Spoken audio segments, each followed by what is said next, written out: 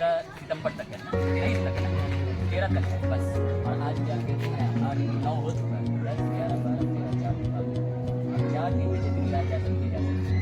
तो उसके लिए वो राय देना है, वो राय की हमारे जैसे पूरा लिख दिया और क्या कहते हैं ईमेल हमारे पास भेज दिया, बाद आपने लिख के भेज दिया, उसने हमको कुछ लिखना नहीं है कि इसके खिलाफ है या उसके खिलाफ है, खाली उसको सेंड करना है, इतना ही काम है।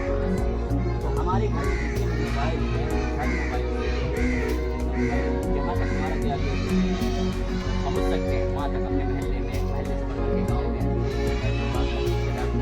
इनको भी कह सकते हैं जरिए से राज कि ज़्यादा से ज़्यादा आए जाए इसके खिलाफ, ताकि हमारे मसले में हमारे मदरसे हमें इस दिन की बातें सुनने को मिल रही है। मदरसे अगर कब्जे से हट गया, हमारे कब्जे से निकल गया तो ये दिन की बातें हम सुनते हैं, कुछ भी नहीं मिलेगा हमको सुनने को। हमारी आगे नस्लें क्या बिल्कुल जाहिल अनपढ़ होगी, उसको नहीं मालूम रहेगा नमाज क्या है, रोज़ा क्या है, हज क्या है, ज़कात क्या है, ये सारे मसाइल क्या है। अगर आज मालूम है मदरसों की बरकत है। आज हम